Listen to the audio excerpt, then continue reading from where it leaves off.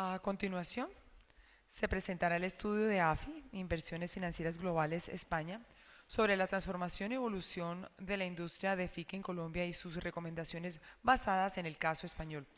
Este estudio es patrocinado por Corfi Colombiana y fiduciaria Corfi Colombiana. Nos acompañan en la mesa principal los doctores Jaime Alberto Sierra, presidente de la fiduciaria Corfi Colombiana, David Cano, socio director de AFI Inversiones Financieras Globales, y Andrés Pardo, director ejecutivo de Investigaciones Económicas de Corfi Colombiana. Yo le cedo la palabra al doctor Sierra. Adelante.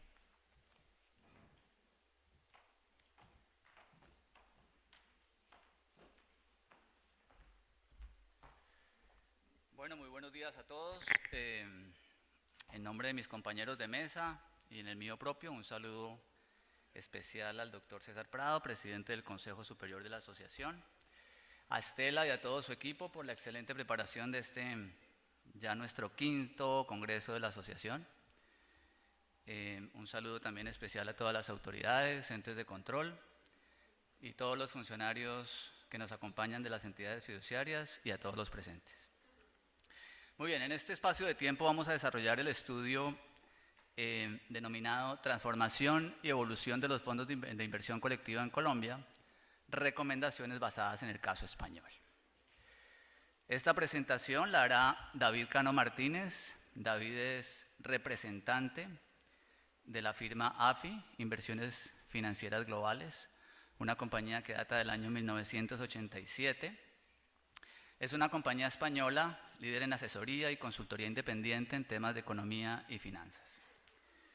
AFI tiene un amplio conocimiento en el sector financiero en América Latina, ya ha desarrollado numerosos proyectos de consultoría en esta parte del continente, particularmente en Colombia, ya ha realizado algunos estudios para la asociación y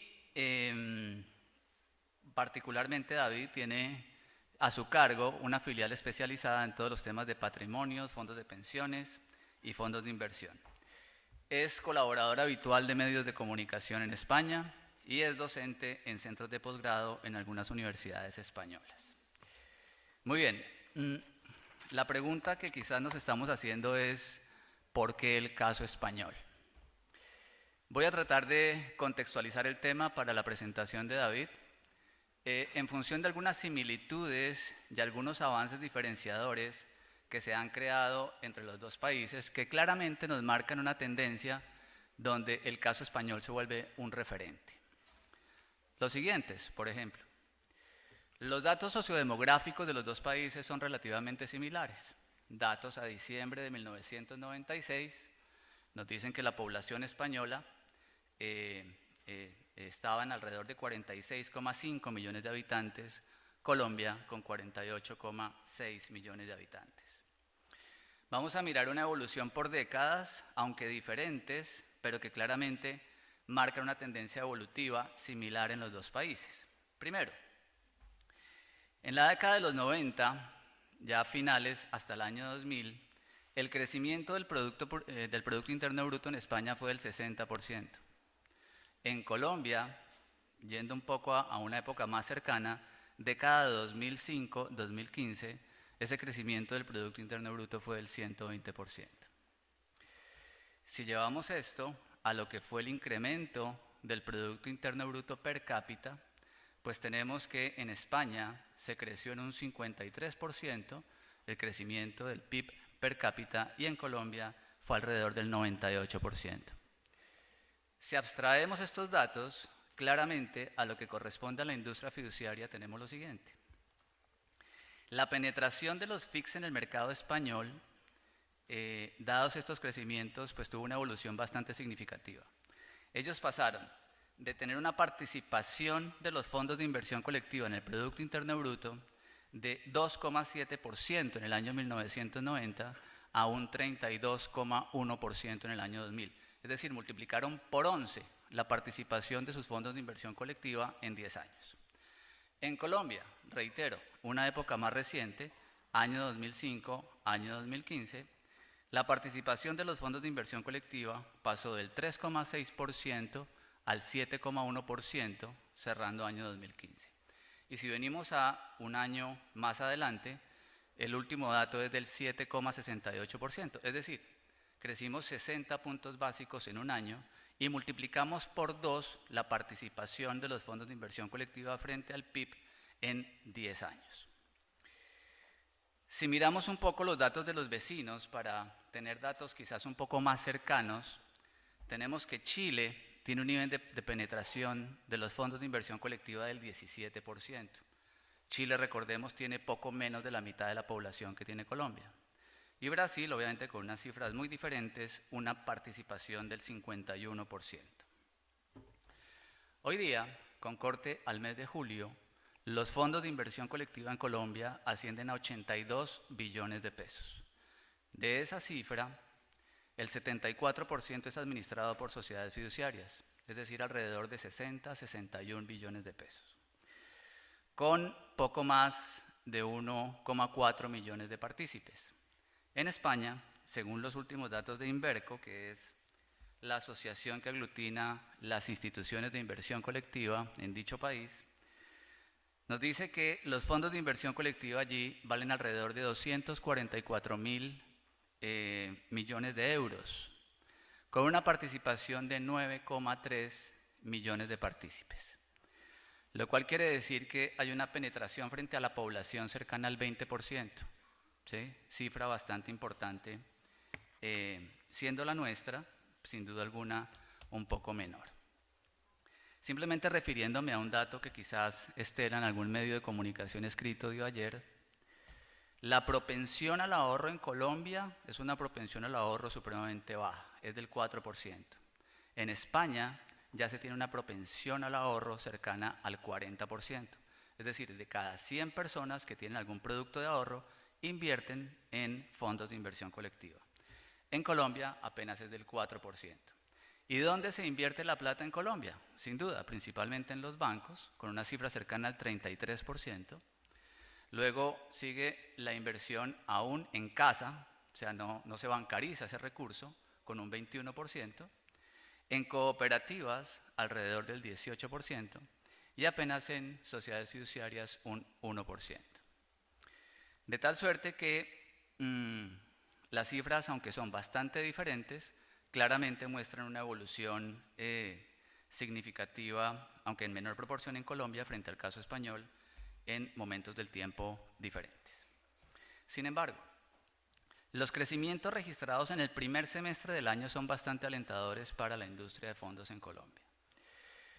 En el primer semestre de este año se tuvo un crecimiento de los fondos de inversión colectiva equivalente al 21,4%, mientras que las cuentas de ahorro crecieron un 3,9% y los CDTs alrededor de un 7,5%. Quizás si vamos algo más atrás, una comparación año 2016-2015, hubo un decrecimiento de las cuentas de ahorro en la industria colombiana, cercana al 1,4%, y la industria de FIX creció un 39,4%. Eso quiere decir que vamos en un proceso evolutivo bastante importante en la industria de fondos de inversión colectiva. De ahí que las experiencias de países como España, que quizás yendo 15, 20 años atrás, han hecho un recorrido similar al que estamos haciendo en Colombia, pues vale la pena tenerlo en cuenta para tratar de seguir evolucionando en las tareas que tenemos que desarrollar como industria. Por eso permitimos el desarrollo de este estudio y por eso está Cada Vida acompañándonos para la presentación ya más a fondo de los resultados, estudio que por demás, sobra decir, queda montado en la página de la asociación con todos sus detalles. Invito entonces a David a que nos realice la presentación del estudio. Muchas gracias.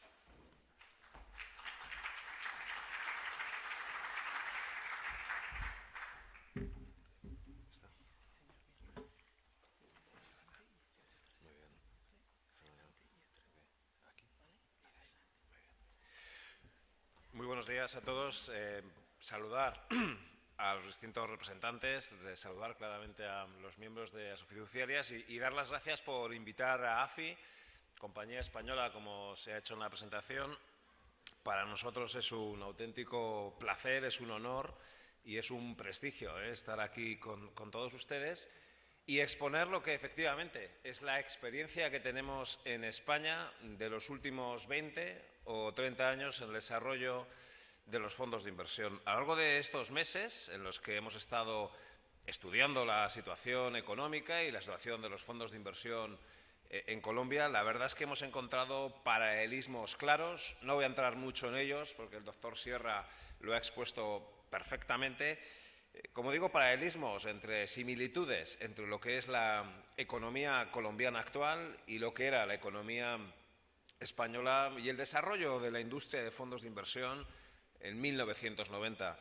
Y es ese paralelismo el que nos permite y el que nos lleva a animar a la industria colombiana a que desarrolle, a que ponga esfuerzos en consolidar un producto cuyos efectos positivos sobre la economía son claros, como digo, ha sido el caso colombiano. Pero es más, en este país goza de una serie de ventajas que no teníamos en España en 1990.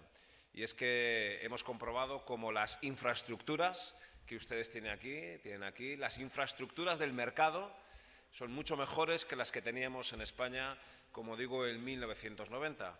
Y cómo el talento, el recurso humano, como las personas que se dedican, que os dedicáis a los mercados financieros, desde luego tiene un nivel de conocimientos y de capacitación técnica que no existía en España hace unos cuantos años. Y por lo tanto, como digo, tienen todos ustedes o tiene este país un punto de ventaja que debe de aprovechar para ese proceso de desarrollo de la industria de fondos de inversión. En esas primeras páginas se hace esa comparación y lo que voy a intentar hacer es, bueno, pues exponer cuáles son algún elemento que debe dinamizar. Y el primero, y no cabe duda, es contar con el apoyo de las autoridades supervisoras, reguladoras y evidentemente también políticas. En España, como decía antes, en 1990, 92, uno de los aspectos que detectamos rápidamente los economistas es que el país estaba encauzado para conseguir un crecimiento económico, pero que tenía que ser financiado de alguna forma y sobre todo a largo plazo, porque si se trataba de invertir en infraestructuras, si se trataba de dotar a la economía española de capital para llevar a cabo ese crecimiento económico, es obvio que no se podía financiar a corto plazo.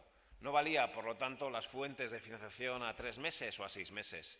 Necesitábamos fuentes de financiación estables, a 10, 15 o 30 años. Era algo que el gobierno de entonces aceptó rápidamente, se dio cuenta de la necesidad de que en España se produjera una emisión de deuda pública, una emisión de financiación a medio y largo plazo. Y lo que se encontró es que podía encajar perfectamente el vehículo fondo de inversión como uno de los mejores mecanismos para conseguir esa financiación a largo plazo. Por lo tanto, el argumento con el que íbamos al Gobierno era un argumento que tenía un fundamento macroeconómico que es evidentemente aplicable a todas las economías. Si queremos crecer, si queremos dotar a la economía de una mayor intensidad de capital, hace falta una financiación a largo plazo.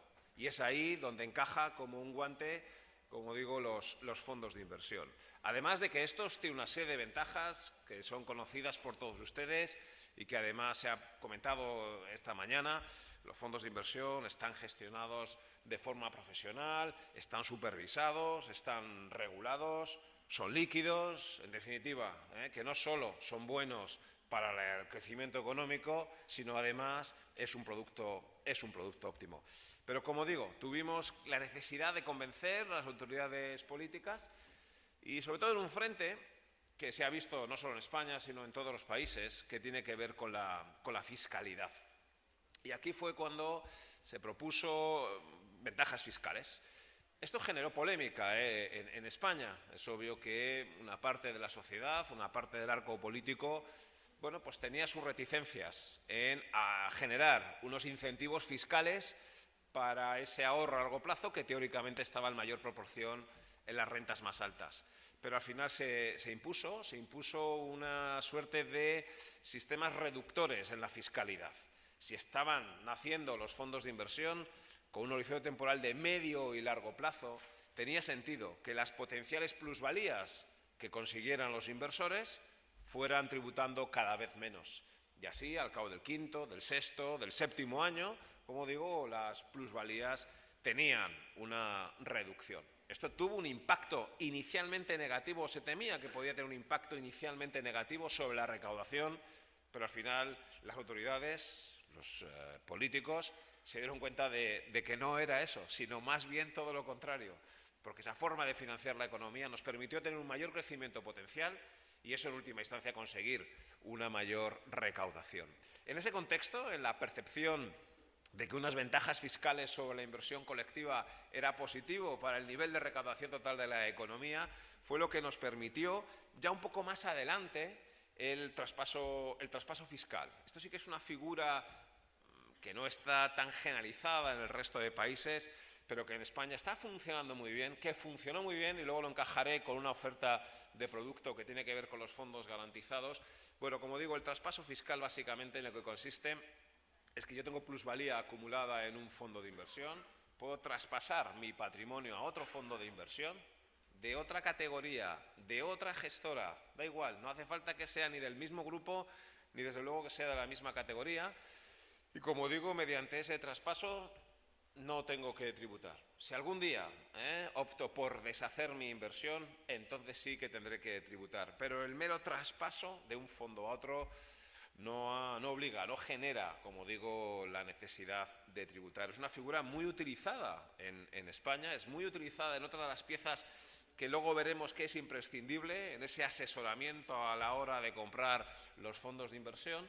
Y, como digo, ese traspaso fiscal es una medida que desde luego recomendamos. En general, como digo, es imprescindible el apoyo de las autoridades, es imprescindible el apoyo de los políticos, de los supervisores, para impulsar la industria de los fondos de inversión, y tiene mucho que ver con los incentivos fiscales. Los incentivos fiscales marcan, impulsan definitivamente la participación de las familias en los fondos de inversión.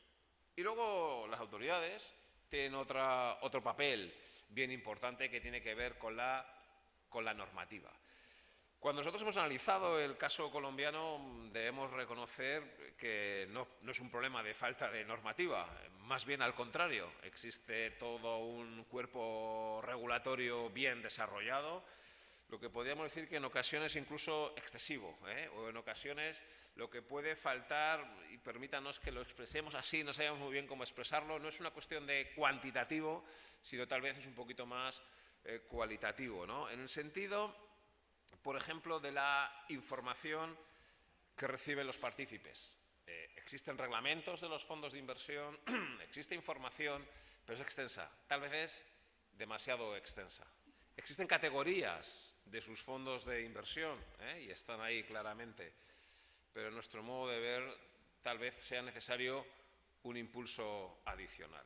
Un impulso que debe venir desde el supervisor. Está claro que la regulación tiene aquí mucho que decir. Y en este sentido, y somos conscientes de que se está llevando a cabo este proceso también de conversión, quiero dedicarle un par de minutos a la vocación inversora. En España, desde que existen los fondos de inversión, había dos grandes categorías, parecida a la que puede haber aquí, fondos abiertos, fondos cerrados y poco más. Pero a medida que los inversores, que las familias iban invirtiendo en fondos de inversión, a medida que se iba ampliando la oferta de producto, nos dimos cuenta de que teníamos que tener una mayor delimitación de las vocaciones inversoras, que el partícipe tenía que tener mucho más claro a qué categoría pertenecía ese fondo de inversión. Esto lo legisló el superintendente español, la CNMV emitió un Real Decreto donde, y no sé si lo pueden ver porque está un poco en pequeño, pues se categorizan los fondos de inversión en 16 categorías. Y todos los fondos de inversión que existen en España tienen que pertenecer a alguna de estas categorías, que van desde fondos monetarios, que es el fondo más conservador, es el fondo más defensivo, hasta fondos de renta variable internacional. Está bien esta categoría que, como digo, es homogénea, que además está marcada por ley, que todos los fondos de inversión deben cumplir. Puede encontrar luego una continuación en otra categorización que, por ejemplo, realizamos los miembros del mercado o que, por ejemplo, realizamos los asesores. Cada uno, además, puede tener luego categorías adicionales. Pero en ese proceso, y esto es otro punto en el que voy a entrar muy en detalle, aquí todos los agentes tenemos que poner parte, y una de ellas tiene que ver con la pedagogía, una de ellas tiene que ver con la formación financiera. El nivel cultural en España de finanzas, no se piensen ustedes que es muy elevado, ¿eh? El ciudadano medio español tiene una cultura financiera que no se caracteriza por ser demasiado elevada. Y hemos tenido que ir haciendo esfuerzos para ampliar su cultura financiera. Esfuerzos, y esto sí también quiero insistirlo, que han recaído más en los gestores. Esfuerzos que han recaído más en la industria. Ahí nos hemos tenido que gastar dinero, nos estamos gastando dinero en formar, en incrementar la cultura financiera media. Pero que este tipo de iniciativas, una categorización más concreta de los fondos de inversión, indudablemente ha ayudado. Y ha ayudado, y en un caso que me gustaría comentarles, los fondos monetarios. En España hoy los fondos monetarios no son la categoría más importante. Podríamos pensar que aproximadamente un 20% del total del dinero invertido en fondos de inversión está en fondos monetarios. En 1990 posiblemente era el 80 o el 85%. Unos fondos monetarios que hacen mark to market, que en la valoración de la cartera se hace mark to market. No sé si lo pueden ver aquí, como en el año 2012, cuando se hablaba de riesgo de ruptura del área euro, cuando se hablaba en verano de la posibilidad de que España e Italia salieran del área euro, se produjo un incremento de la prima por riesgo de crédito espectacular, las letras, los bonos españoles sufrieron de forma considerable, hubo caídas en el valor liquidativo de los fondos de inversión monetarios, algo que ya también pasó en Estados Unidos con el famoso break the back. Y eso, bueno, pues el ciudadano español tuvo que aprender, entre comillas, que era eso de que un fondo de inversión monetario pudiese experimentar caídas. Afortunadamente, aquello duró muy poco, duraron apenas unas cuantas semanas, pero ahora estamos en una circunstancia, y creo que esto es relevante contarlo. Saben que en Europa el Banco Central Europeo ha puesto los tipos de interés en el 0%, ha inundado el mercado de liquidez, de tal forma que los tipos realmente están en negativo. Cuando uno compra letras del Tesoro, cuando uno compra bonos en el tramo corto de la curva, en España, en Francia, en Italia, en Alemania, tenemos que pagar una cantidad superior al importe de los flujos de caja que vamos a cobrar. En definitiva, los tipos de interés están en negativo. Pero no solo los tipos están en negativo, sino que es que además los fondos de inversión, como es lógico, tienen unas comisiones que tienen que soportar. Bien, ¿dónde quiero llegar? A que los fondos monetarios, ya les hemos puesto la evolución de un fondo de inversión, de una entidad financiera española. Fíjense cómo evoluciona de forma negativa, cómo está cayendo. Es decir, hemos llegado a un punto en España en el que los fondos monetarios, ese fondo más conservador, más defensivo, el cliente no solo no gana dinero, sino que está perdiendo. De hecho, este año, el año pasado, estos fondos perdieron, por ejemplo, un 0,45, en el 2015 perdió un 0,27, en este año está perdiendo un 0,44. Bueno, hasta en eso la industria española nos hemos obligado un poco a explicar al particular, al partícipe, que invirtiendo en ese tipo de fondos de inversión se puede llegar a perder dinero. Claro, ¿esto qué es lo que está provocando? Lo que está provocando, y así lo llamamos en Europa, es la represión financiera.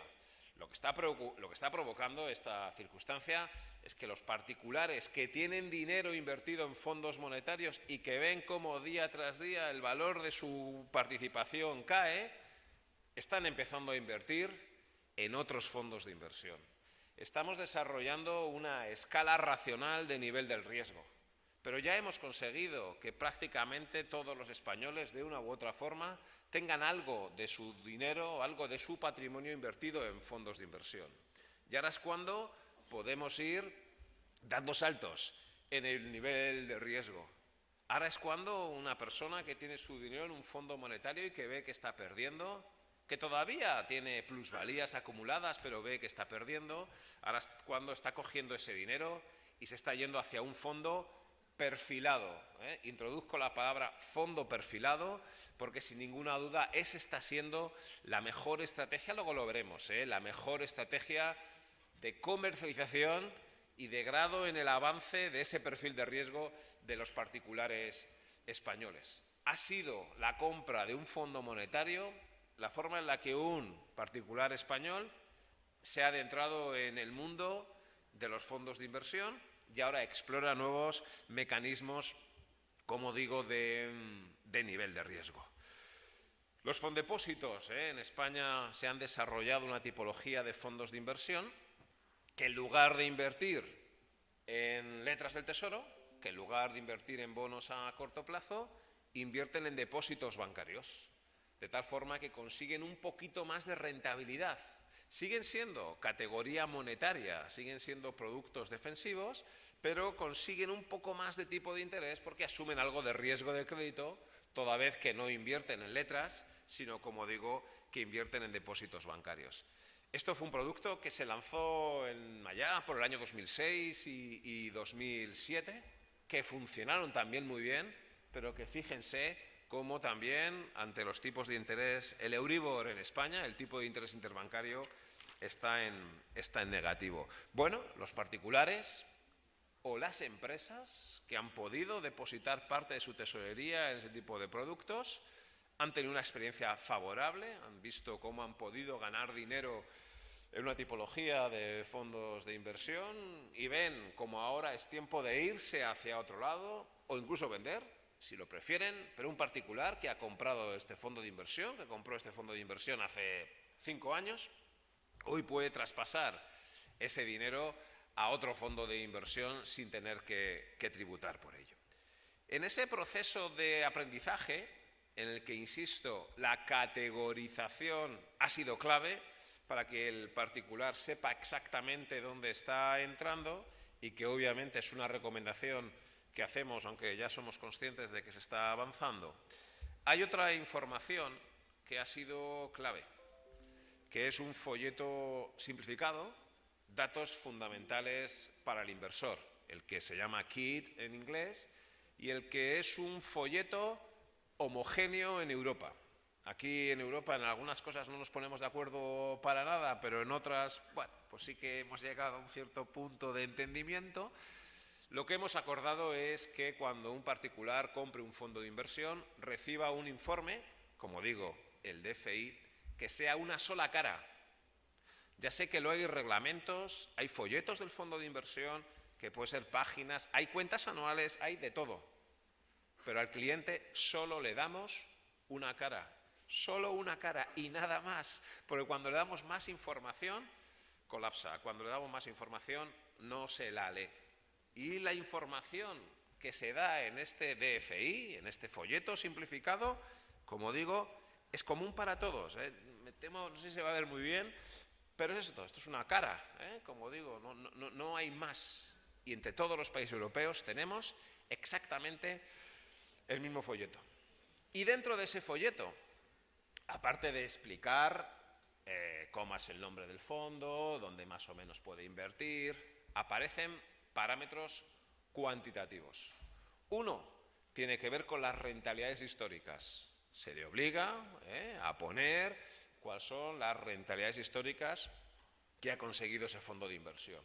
Pero sobre todo, y este es el otro asunto que trasladamos la recomendación, es la incorporación de lo que se llama el CSR, de lo que es un indicador de riesgo del fondo de inversión, que es compatible con la categoría. Como les decía antes, existe una categoría de mi fondo, monetario, renta fija mixta, global, renta variable, pero además un indicador que va entre el 1 y el 7. Es un poco lo que tenemos a la derecha y ese indicador está tabulado en función de la volatilidad que ha experimentado el fondo de inversión en los últimos años.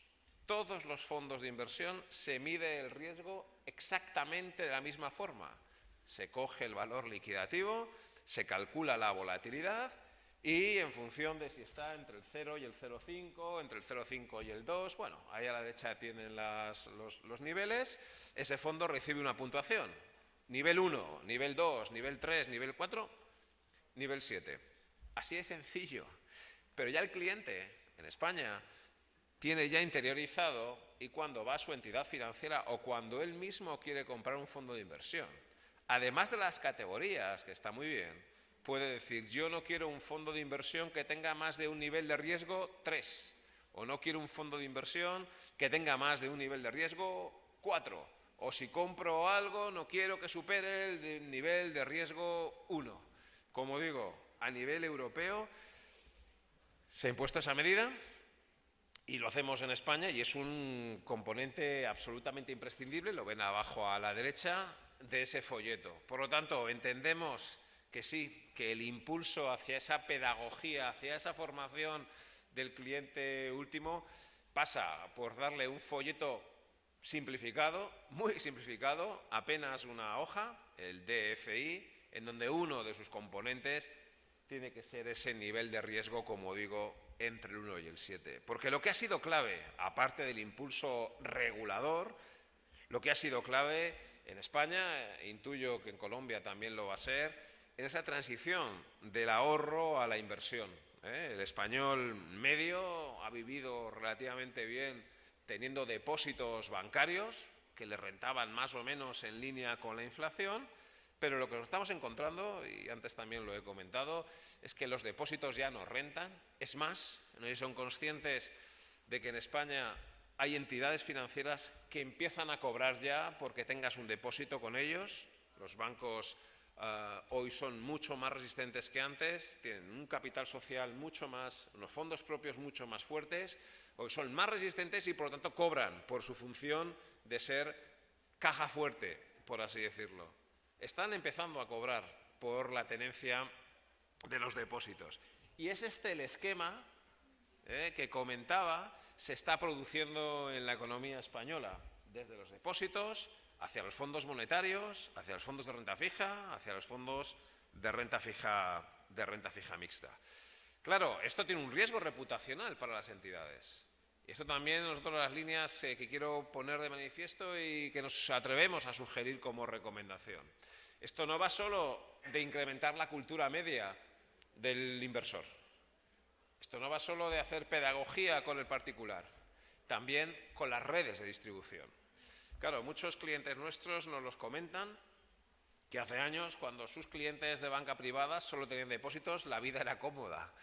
Hoy, que sus clientes han empezado a invertir en un fondo de inversión de renta variable, en un fondo perfilado, bueno, de vez en cuando los fondos pueden tener volatilidad, pueden tener pérdidas, y eso les obliga a tener que hacer también mucha más comunicación al cliente. Este es otro punto que aquí lo anticipo y que luego entraré en él, lo que venimos a llamar el reporting, o lo que venimos a llamar la relación con el cliente. Claro que sí, ahora hay que mantener mucho más informado al cliente y hay que estar mucho más en contacto con él. Aquí es donde se enlaza, y esta mañana también se comentaba, las ventajas, bueno, pues de las nuevas tecnologías. Hoy es mucho más fácil tener un reporting que además parece que está personalizado, que además parece que lo estás haciendo exclusivamente para ese cliente. Están invirtiendo mucho dinero las entidades financieras porque son conscientes de que el hecho de que un cliente haya invertido en un fondo de inversión implica asumir un riesgo reputacional que antes no existía con los depósitos. Estrategia de producto. Este es el punto sobre el que quiero incidir, y es como en España no solo se han desarrollado los fondos de inversión, sino que se han desarrollado los fondos de inversión de una forma racional o de una forma lógica. Empezamos con los fontesoros. Yo recuerdo en 1990, vuelvo otra vez a la misma idea, España es consciente de que está a las puertas de una oportunidad buena para crecer, pero que para llevar a cabo ese desarrollo de infraestructuras necesitamos la financiación, y se da cuenta de que hay que emitir bonos a 15 o incluso 30 años. Y se dan cuenta de que el vehículo es el fondo de inversión. Y se crea un fondo de inversión específico. Se crean los fontesoros. Los fontesoros, como digo, eran unos fondos, ya no apenas existen. Los fontesoros fue la unión de los agentes del mercado y las propias autoridades. La palabra tesoro, en España quien emite la deuda es el Tesoro Público y, como digo, se lanzaron esa tipología y hubo una campaña pedagógica, hubo una campaña de comunicación que, para quien quiera, ya hemos puesto el vídeo de YouTube y podrán comprobar cómo efectivamente lo que se le estaba diciendo al particular es que con ese dinero estaba financiando la expansión de la economía y tuvimos que explicar que era un fondo de inversión, que era el valor liquidativo, cuál era la fiscalidad. Bueno, en este caso fue el propio Gobierno de España el que ya se encargó, el que destinó el dinero a invertir en esa acción de publicidad de los fontesoros. Empezamos a invertir en los fontesoro. España empezó a emitir bonos más largos, a más largo plazo. Los fontesoro invertían en bonos a 10 años, incluso en bonos a 15 años. Claro, eso tenía una duración de 7, de 8, de 10. La cartera de renta fija tenía una duración de 7 o de 10.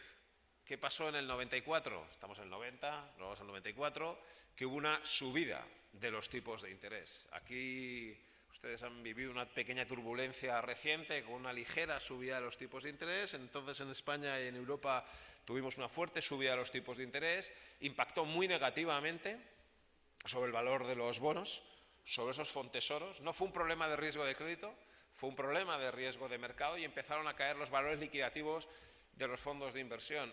Horror, decía el particular. Me habéis engañado, me habéis obligado a meter aquí un dinero en una cosa que resulta que cuando los tipos de interés suben yo estoy perdiendo dinero. Estamos hablando de 1994. Tuvimos que decirle que en renta fija, si tú esperas hasta el vencimiento, el riesgo de mercado no se materializa. Lo entendía mitad y mitad.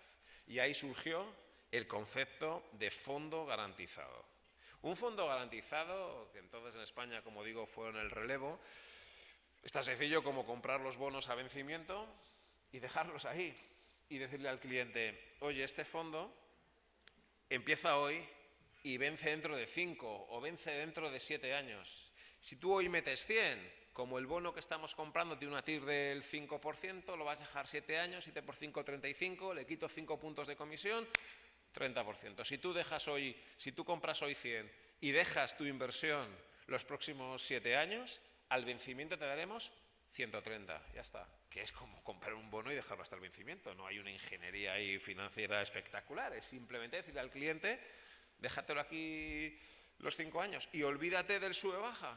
Bueno, pues esa bobada, si me permiten la expresión, porque tampoco es aquello una ingeniería financiera espectacular, funcionó de maravilla. Eso fue lo que permitió a muchos ciudadanos sin conocimientos financieros entender que tenía sentido invertir en renta fija. Y esta es una recomendación, como digo, clarísima. El lanzamiento de fondos garantizados de renta fija, porque técnicamente lo tienen ustedes todo. Podrían lanzar un fondo garantizado de renta fija mañana mismo. ¿Y para qué sirvió? Para que en 1996 se lanzaran los garantizados de renta variable. Claro, un garantizado de renta variable, ¿qué hace? Bueno, pues usted mete su dinero hoy y dentro de 5 años, por ejemplo, le garantizo la devolución de su principal o incluso con una pequeña rentabilidad. Y además le voy a dar el 50% o el 70% de la revalorización que tenga un índice bursátil. En España utilizamos el IBEX 35. Claro, fíjense de nuevo cómo esto sirvió para que un particular español, 1996, comenzase a invertir en renta variable, sin asumir riesgo del capital, porque está garantizado, porque al vencimiento te van a devolver lo que has invertido si la bolsa cae. Pero si la bolsa sube, te vas a llevar el porcentaje de lo que la bolsa suba. Técnicamente, ¿qué hay detrás? Hay un bono, un instrumento, si es cupón cero mejor, pero si no, pues con cupones y lo reinvertimos. Hay un bono que garantiza el principal hasta el vencimiento y con la diferencia compramos opciones call sobre el subyacente que queramos. Y en función de las opciones call que podamos comprar, pues le garantizamos al cliente más o menos porcentaje. Claro, ¿eso para qué sirvió en España? Para el impulso del mercado de derivados. Teníamos derivados bursátiles, MEF era el mercado de derivados. Claro, fíjense como la irrupción de estos fondos garantizados de renta variable no solo consiguieron que el particular empezase a invertir en renta variable y fuese dando pequeños saltos en esa escala de riesgo, sino que también sirvió para impulsar el mercado de derivados, que fue utilizado por otros agentes para hacer coberturas del riesgo. Por lo tanto, todos contentos, también el ciudadano español, porque es verdad que coincidió que entre el 96 y el 2000 los mercados financieros bursátiles fueron muy bien y al cabo de esos años pues las plusvalías que habían conseguido eran espectaculares. No cabe duda de que en el desarrollo, de que en el impulso de la industria de fondos de inversión tiene mucho que ver la evolución de los mercados financieros. Pero sí me gustaría estresar, marcar bien esta idea, la importancia de los fondos garantizados y que hilo con lo que comentaba al principio. En España nos encontramos en el año 2000, 1999, 2000, 2001, con plusvalías acumuladas muy importantes en los fondos garantizados de renta fija y de renta variable, que cuando el fondo vencía, el particular tendría que haber contribuido, tendría que haber pagado impuestos. Y es por eso por lo que se generó lo del traspaso fiscal. Para que aquel que había metido 100 y hoy tenía 135 no tuviera que pagar por esos 75 y cogiese su fondo 135 y lo destinase a un fondo de renta variable, lo destinase a un fondo de mixto, en fin, que hiciera lo que fuera. Fíjense cómo hemos ido, bueno, pues llevando a cabo un proceso, insisto, gradual.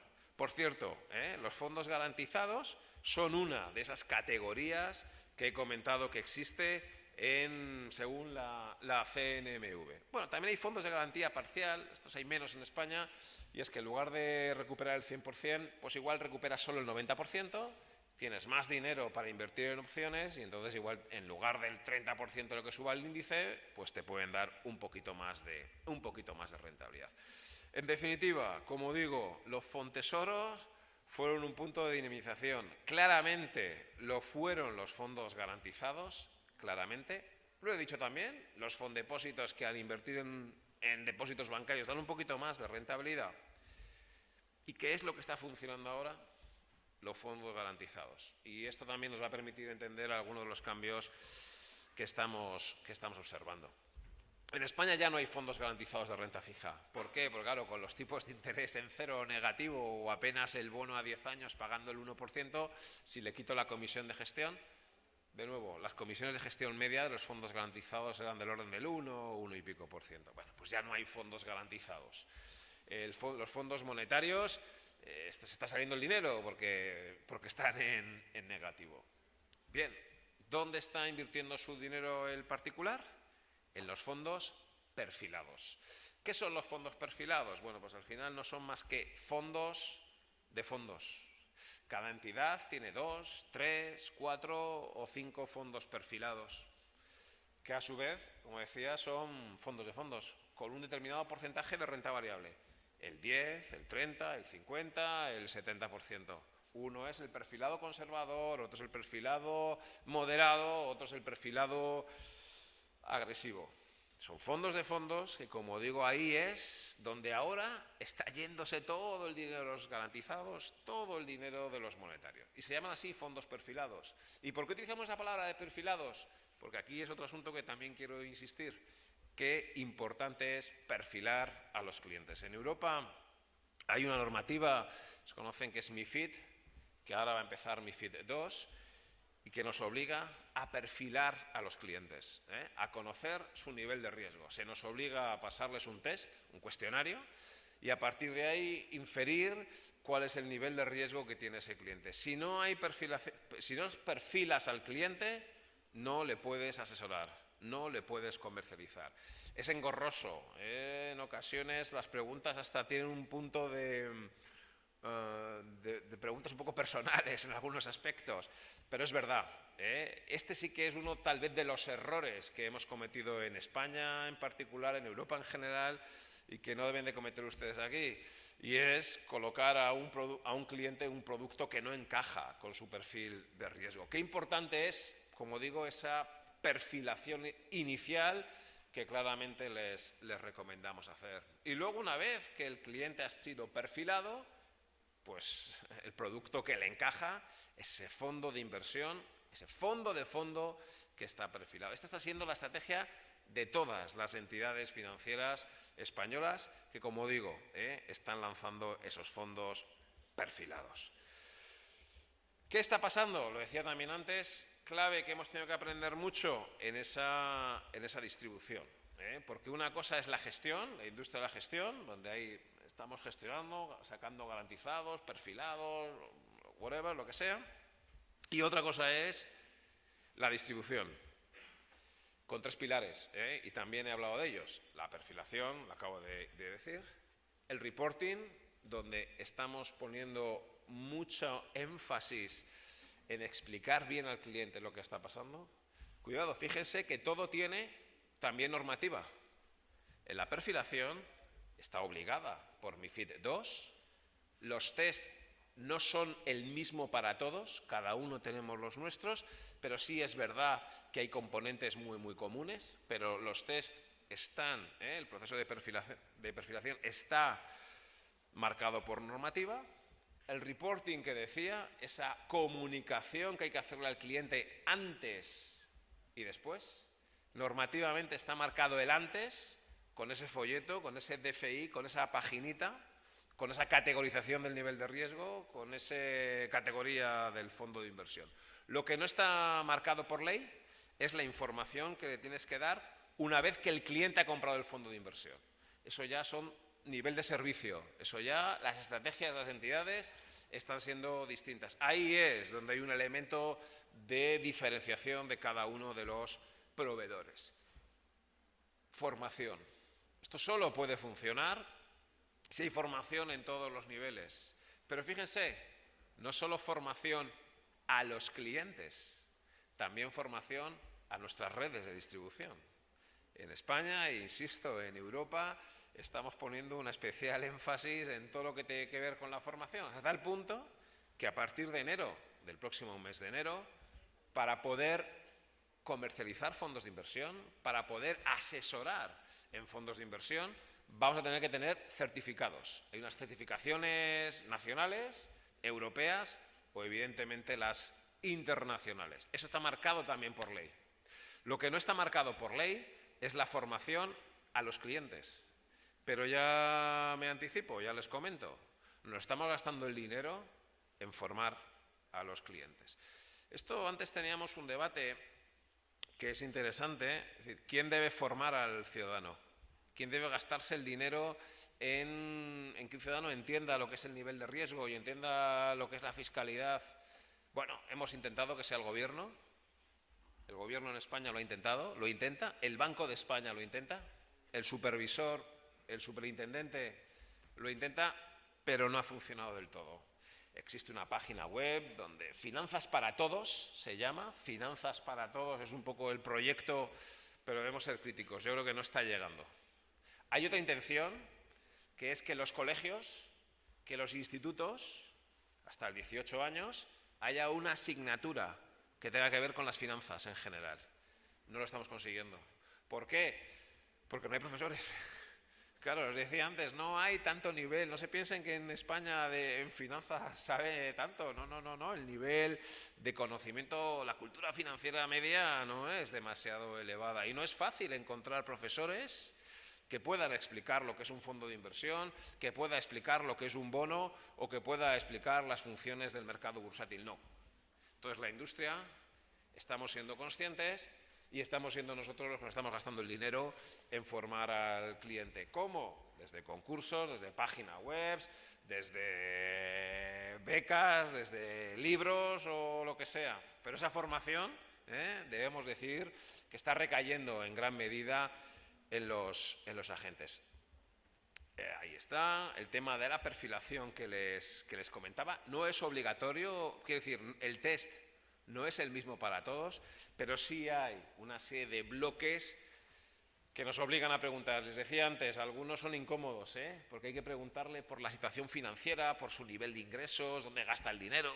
Muchas veces pues, alguien no quiere compartir contigo ese tipo de información. El reporting, comentaba la necesidad de emitir esos informes de seguimiento, esos comparadores, ¿no? Porque eso tiene que ver con lo que voy a comentar ahora, las nuevas vías de comercialización. que está siendo otro de los impulsos que estamos teniendo. Fíjense, marco normativo, ventajas fiscales, desarrollo de producto, los garantizados, los perfilados, ¿vale? Ya tenemos la ley, ya tenemos el producto, incluso tenemos una cierta mejoría en la cultura. Bueno, ¿y ahora cómo vendemos esto? ¿Cómo hacemos llegar al cliente que compre el fondo de inversión? Pues aquí también se están abriendo nuevas vías de comercialización. Entre ellas, evidentemente, las entidades financieras de toda la vida. Pero lo que estamos empezando a hacer son supermercados financieros. Lo que estamos empezando a hacer en España es que hay entidades, exacto, que no son bancos, sino que son supermercados. Y va uno allí y decide comprarse este fondo de inversión y decide comprarse aquel otro fondo de inversión. Para ello, ¿qué es importante? La elaboración de herramientas comparativas de fondos de inversión. Ahí está un poquito antes. Uno va allí y quiere comparar este fondo del BBVA con este fondo del Santander, con este fondo de Fidelity. Quiere comparar, quiere simular qué le hubiese pasado a su inversión si lo hubiera comprado hace 4 o hace 5 años. Hace falta contar, por lo tanto, con herramientas. Claro, aquí la tecnología está claramente a favor, es relativamente fácil. Y lo que hay que hacer, y esto lo estamos viendo, y es un poco el debate también se comentaba esta mañana, hay un objetivo que sea la contratación online 100%. Es decir, que ya no tenga que ir a una oficina bancaria para abrir una cuenta corriente, ni tenga que ir a una oficina bancaria para contratar un fondo de inversión. Eso es uno de los mayores esfuerzos que están haciendo las entidades, pero insisto, ya en el terreno de la comercialización, de que tú puedas ir, se llaman así en España, a un supermercado de fondos de inversión y lo puedas hacer desde tu mesa con un ordenador. ¿Y aquí han reaccionado? Aquí ha reaccionado la bolsa. Claro, al final, y esto sí que es novedoso, esto es del pasado mes de julio, la propia bolsa, BME es la empresa española, es la bolsa, Bolsas y Mercados Españoles, ha desarrollado dentro de su plataforma MAP, bueno, pues un segmento de fondos de inversión. Claro, al final ha visto el negocio, evidentemente, ¿no? La bolsa puede hacer de ese intermediario, de si tú quieres comprar un fondo de inversión, vas a la bolsa y es la bolsa la que te permite comprar cualquier fondo de inversión y hacerlo todo de forma digital. Claro, en ese aumento de los canales de comercialización, ¿qué está apareciendo en España? 2 agentes que de momento no tienen tanta importancia, pero la están cogiendo. 1, las gestoras internacionales y 2, las gestoras independientes. Y en España lo que ya se está desarrollando también son grupos de gestión que no están vinculados a ningún grupo bancario. Son grupos de profesionales que se juntan y dicen, vamos a montar nuestra propia gestora de fondos de inversión. Claro, nuevos competidores.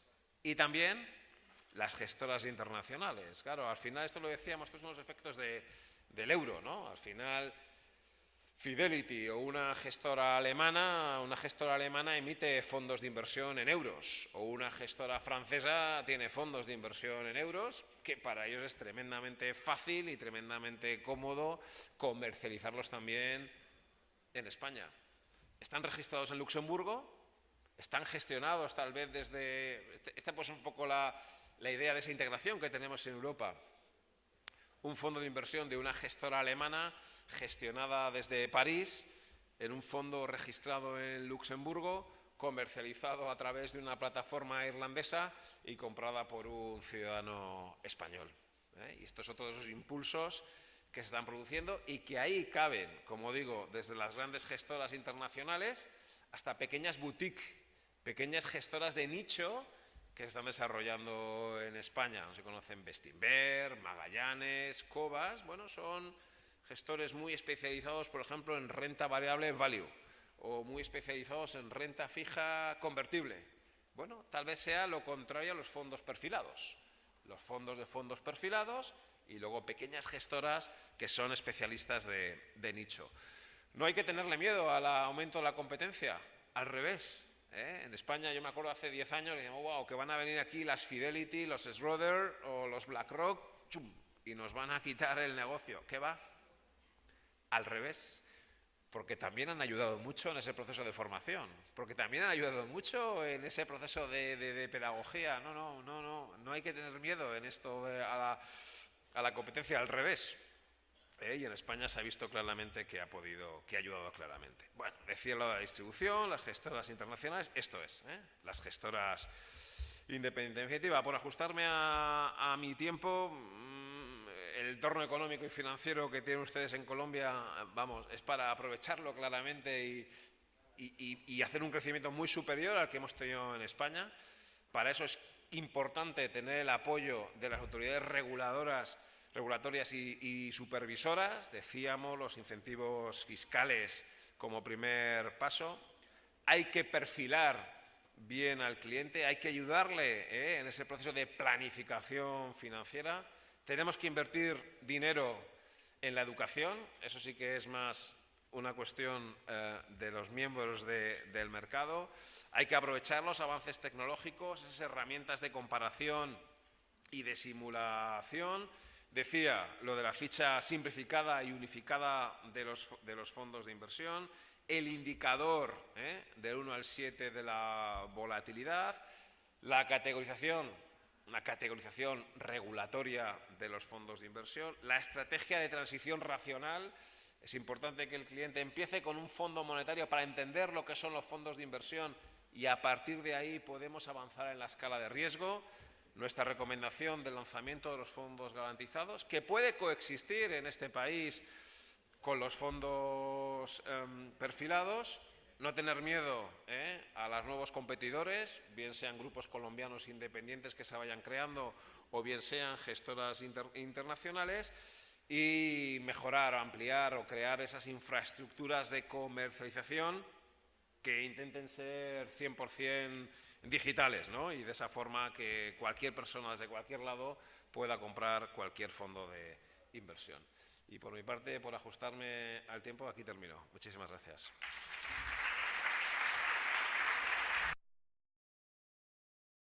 Gracias a David por su presentación y compartir las experiencias del caso español. Vamos en unos cortos minutos para poder cumplir con los tiempos, hacer algunos comentarios referentes a la presentación de David. Le cedo la palabra a Andrés Pardo, gerente de investigaciones de Corfi Colombiana.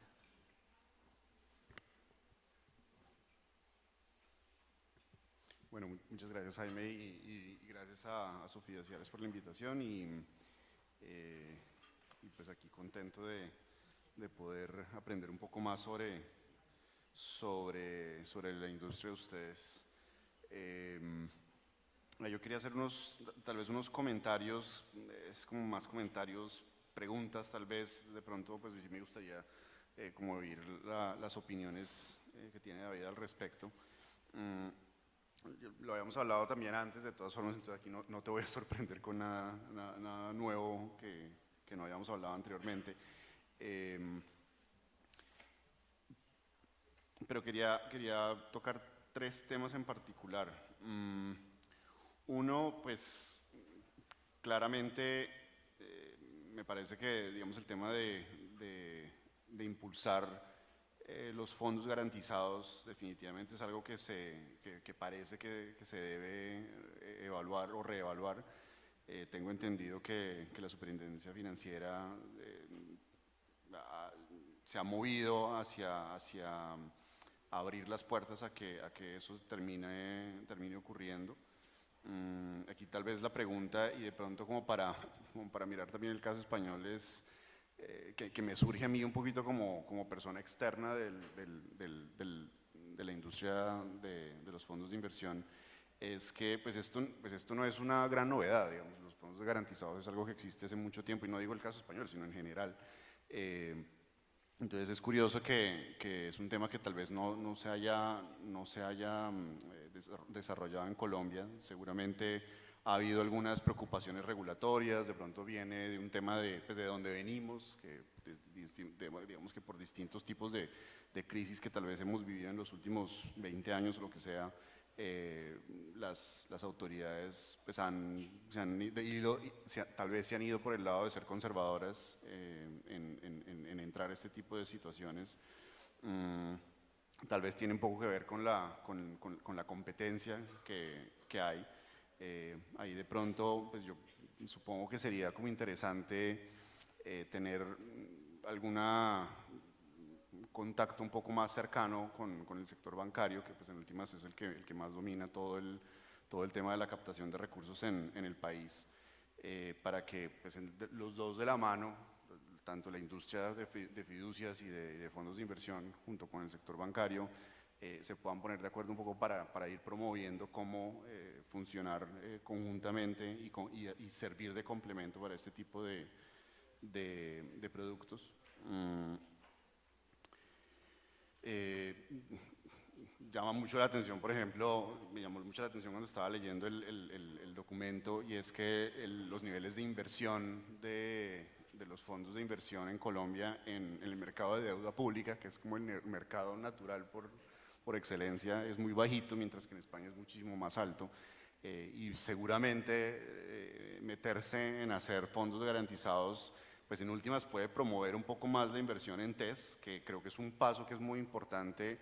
No digo que es el fin, porque pues en últimas la gracia no es que estemos invirtiendo en TES, pero claramente sí parece ser un paso muy importante para llegar a un nivel de desarrollo mucho más adelante, que seguramente pues está en unos años más adelante, unas décadas más adelante. Pero pues claramente cuando uno ve los niveles, además del mercado de deuda pública, de las tasas de interés, pues siguen siendo todavía altos, o sea que la oportunidad todavía está para hacerlo. Pues, o sea, uno mira hoy un bono de 10 años de Colombia, rinde 6,5%, hoy en día los bonos de 10 años de España rinden 1,5%, una gran diferencia, pero seguramente hace 20 años o 30 años los bonos de España rendían de pronto lo que rendimos nosotros o de pronto hasta más, y ese espacio todavía existe y la oportunidad está en este momento fértil para llevarse a cabo. Seguramente dentro de, no sé, 10 años o 20 años de pronto los test estarán en 2% y entonces de pronto ya en ese momento ya no va a ser tan interesante, pero entonces está armando el espacio para que se desarrollen otros productos en el mercado y que haya una búsqueda por unos productos que tienen unas mayores rentabilidades. En parte por eso me parece que, y aquí un poco para meterme en los temas en los que yo soy más cercano, que es el tema macroeconómico, etcétera, creo que por esa razón es muy importante que la industria, ustedes en general y las fiduciarias, yo sé que lo hacen, pero tal vez de pronto toca involucrarse un poco más con todos estos temas estructurales macroeconómicos de Colombia, en el siguiente sentido. Pues uno que quiere para que por ejemplo, la deuda pública le vaya bien, y es pues varias cosas: lograr la estabilidad macroeconómica del país, que la inflación esté baja y controlada, que la política monetaria esté funcionando bien, que la sostenibilidad fiscal vaya por el camino correcto, promover el ahorro, por ejemplo, a través de, digamos que uno sabe que Colombia necesita hacer una reforma laboral importante para tratar de reducir los niveles de informalidad.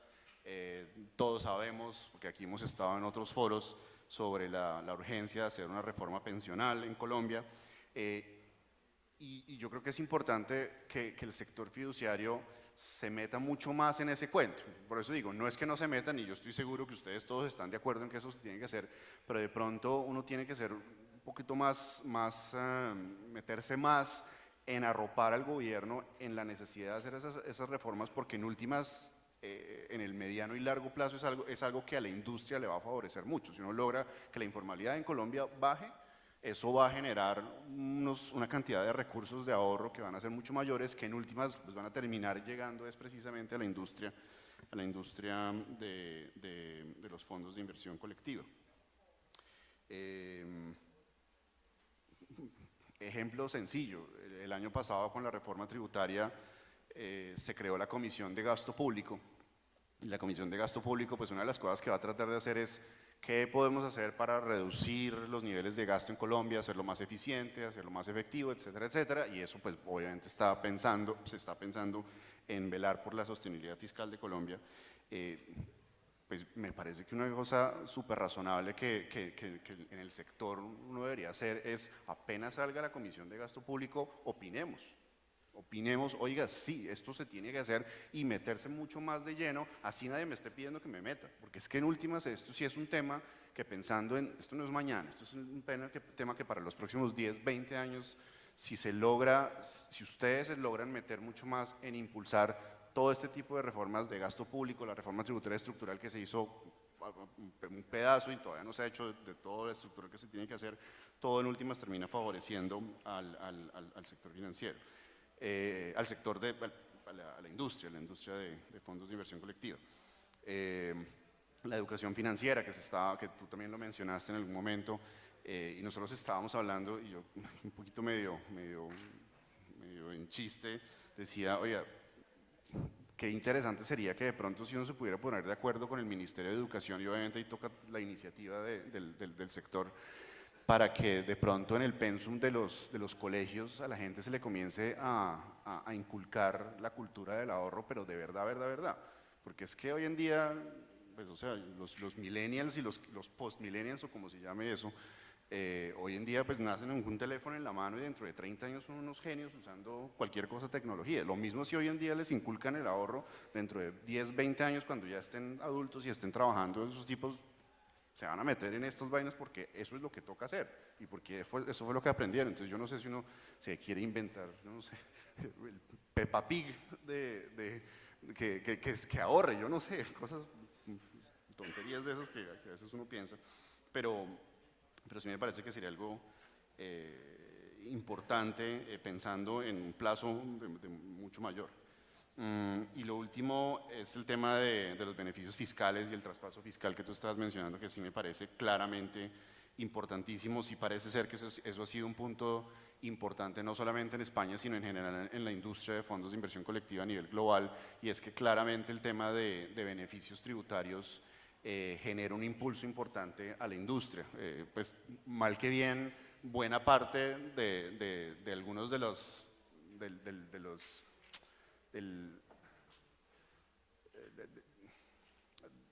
que le ha ido bien a los fondos de inversión colectiva en los últimos varios años, en últimas el 4 por mil ha ayudado. O sea, hay una especie como de cosa que en el tema fiscal pues ha ayudado.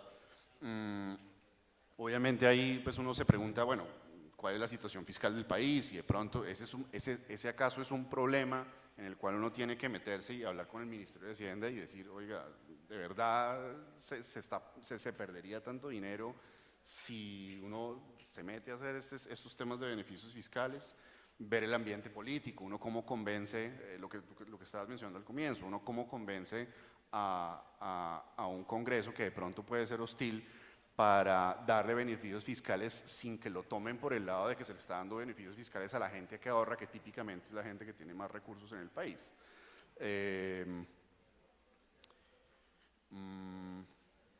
Y claro, y creo que lo dije anteriormente, y es de nuevo, es como ahí la competencia un poco termina siendo también el sector bancario, pues sí creo que es importante, y yo creo que me imagino que la industria lo está haciendo, pero de pronto toca ahondar un poco más en el tema de ir de la mano con los bancos para que no se vea como que los FICs me van a quitar mercado, sino que cómo nos complementamos el uno con el otro para que la gente vea las distintas opciones de inversión, sean los simples ahorros y CDTs que son los bancos, como otro tipo de productos que pueden ofrecer los FICs.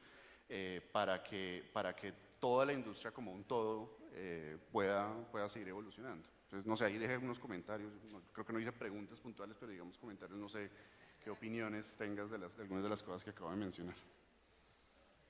Muy bien, Andrés, muchas gracias por los comentarios.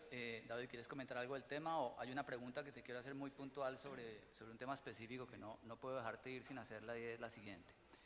Están muy de moda las fintech en Colombia, ¿cierto? Y claramente estamos viviendo ya una era de clientes digitales, somos seres digitales. ¿Cómo fue la evolución en España de esa transición, sobre todo en el proceso de comercialización de los fondos, con los mecanismos digitales? Pues en En el caso de las fintech en España podríamos decir que hay dos componentes.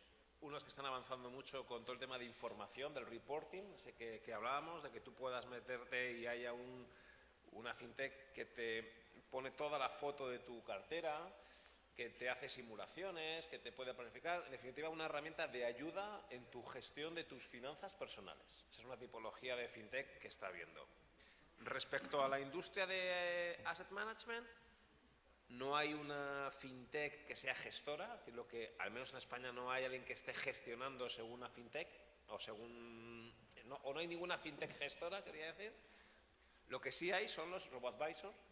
Se están generando ahora mismo, hay 5 en España, que podríamos decir que no es tanto algo de asset management como de industria de asesoramiento y de comercialización de fondos. Es decir, lo que te hace un robo-advisor en España, yo meto allí mi dinero, me perfilan exactamente igual que una banca privada, están obligados a hacer, a hacer el perfil del cliente y luego lo rellenan con fondos de inversión. Bien fondos de inversión españoles o bien fondos de inversión internacionales. Podríamos decir que los robo-advisors, por lo tanto, son más bien tal vez un nuevo canal de comercialización que realmente un agente de gestión de fondos de inversión en España, ¿no? Muchas gracias, David. Bueno, yo diría que 2 minutos para terminar con las conclusiones del tema que desde este lado consideramos que son relevantes. En primera instancia, yo creo que una conclusión importante en cuanto a lo que son los drivers de crecimiento de los fondos de inversión colectiva son los siguientes. Uno, la categorización de fondos. Sin duda alguna es un proyecto que es ganador, que impulsará, esperamos masivamente, la inversión en fondos de inversión colectiva, porque claramente lo que crea es una homologación clara de toda la oferta de valor y genera una comparación objetiva para todos los usuarios de los fondos. En segunda instancia, yo creo que no debemos desfallecer como industria en la discusión de los incentivos fiscales para los traslados de los fondos de inversión colectiva entre las casas gestoras y entre los fondos. No solamente analizándolos desde el punto de vista de la deducción de renta. Es una discusión que hay que seguir dando, se trató desde la reforma tributaria del año 2012 y lamentablemente no hemos tenido aún resultados positivos, sino algunas victorias tempranas, por ejemplo con el esquema de retención que se hace hoy en día. Lo tercero es los fondos garantizados.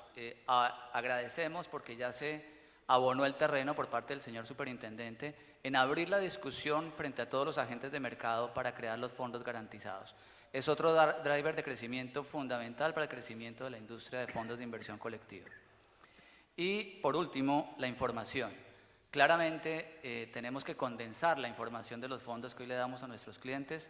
Estos folletos de los cuales habla David es un reporting que tenemos que llegar a estabilizarlo y crearlo de una forma que sea totalmente efectiva para la venta de nuestros fondos. Creo que con estas conclusiones y con estos planes de trabajo que nos quedan, cerramos esta parte de la conferencia, de la charla. A ustedes muchas gracias y a David, Andrés, gracias por compartir mesa.